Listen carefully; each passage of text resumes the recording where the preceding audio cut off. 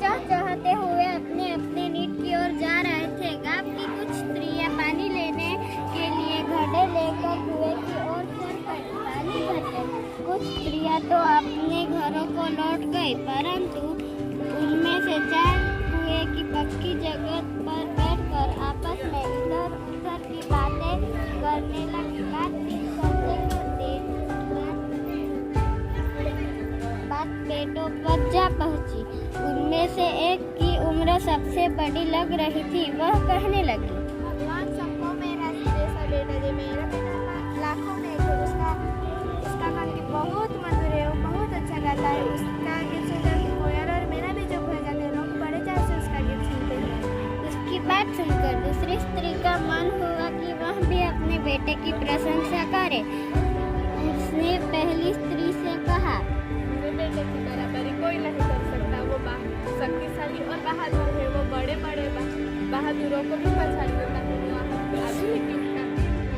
यह सुनकर तीसरी औरत पहले कैसे चुप रहती, वह बोल उठी, मेरा बेटा बृहस्पति के जैसा अवतार है।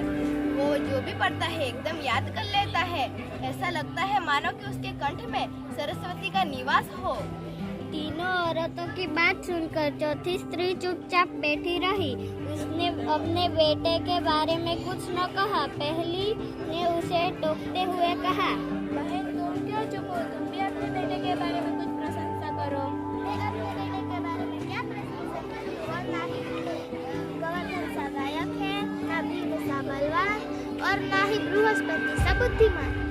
कुछ समय बाद जब वे सब घाटे सिर पर रख कर लेटने लगी, तभी किसी गीत का मधुर स्वर सुनाई पड़ा। सुनकर पहली स्त्री बोली, तुम लोगों ने सुना मेरा हीरा गा रहा है? तुम लोगों ने सुना उसका कंठ कितना मधुर है? वह लड़का गीत गाता हुआ उसी रास्ते से निकल गया। उसने अपनी माँ की ओर कोई ध्यान नहीं दिया। इतने में दूसरी स्त्री का बेटा इधर से आता दिखाई दिया। दूसरी स्त्री उसे देखकर गर्व से बोली, देखो वो मेरा लाडला बेटा जा रहा है। शक्ति और सामर्थ्य में इसकी बराबरी कौन कर सकता है? वह यह कह ही रही थी कि उसका बेटा भी उसकी ओर ध्यान दिए बिना निकल गया।